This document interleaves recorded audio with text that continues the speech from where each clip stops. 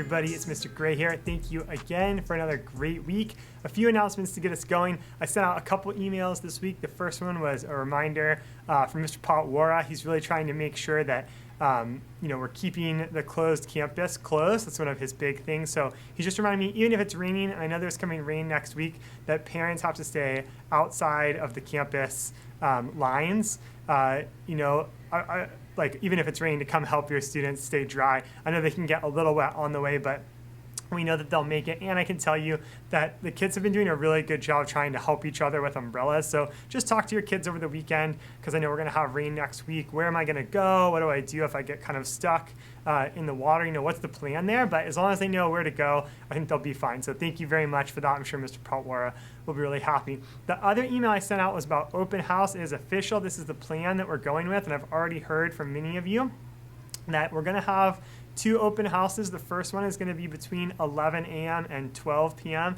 at school that day. I know that the honors concert, the people who are performing at the honors concert have to leave right after that, so they'll be leaving school right after that.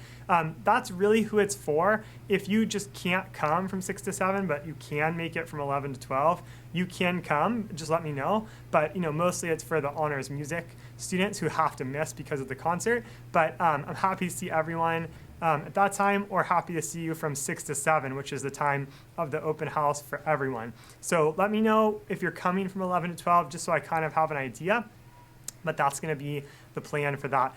Other announcements, next week, the 23rd, is Guys Night. I sent out information about that. If you can and are interested, sign up for Irvine Junior Games. The week before spring break, so we have next week is the last full week that's normal, and then the week after that, the 27th to the 31st of March, are all minimum days. Typically that's used for spring conferences, that's why they're minimum days, but we're doing conferences a little bit ahead of time, which I've tremendously enjoyed, by the way, so thank you all for that.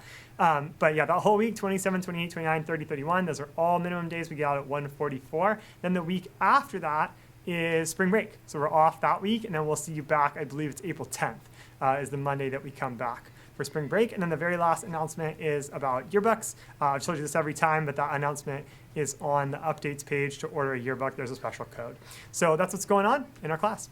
For many of the subjects for the next couple of weeks, we're shifting our focus a little bit to kind of these big open house projects. I have a lot of excitement for open house and really celebrating the students' work. It will be a look back a little bit at what we've done this year, and also some projects like specifically geared toward showing off at open house. So I think it'll be really fun. You can see the robot projects right behind me. In Reader's Workshop, we're going to focus just for both weeks on a character project. We're going to take characters from 2 different books and compare and contrast them. There's going to be more to it than that, but that's basically what we're doing. The kids are going to have a poster at open house showing some comparisons between 2 characters, and so we're really going to work on that for a couple weeks. So it's this really robust comparison we're really looking deeply at. So that'll be really fun. You'll get to see that at open house.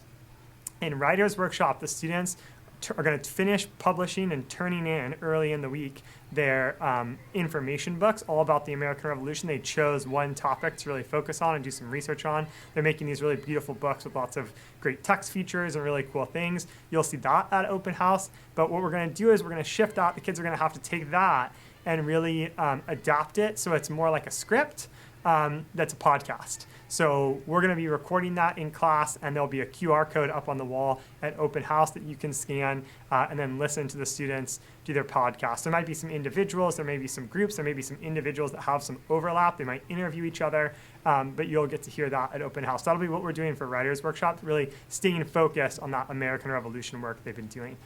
For social studies, there's not a specific social studies happening because we've kind of wrapped up what we've been doing. On Friday, the kids finished their personal declarations of independence, which you'll see at open house, and they went outside and they stood on chairs and they declared their independence. They held up their scroll and they declared their independence. So that'll be hopefully a good memory for all of them, and you'll get to see their work on their personal declarations. Some of them are very insightful and exciting as they grow up.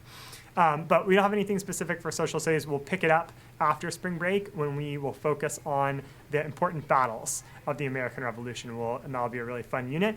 I'm reading a book out loud called The First Conspiracy, which is all about a secret plot to kill George Washington. It's a young reader's edition. It's a very it's a very interesting book because the story is very fun. There's lots of cliffhangers, but also it's just so tied in with our social studies right now, and the kids, I think, are getting a kick out of hearing descriptions of characters that we've studied, but we really get to hear more about who they were as people. There's more of a deep dive in that. In math, the kids are going to do some CML practice, and we'll take a CML test on Thursday.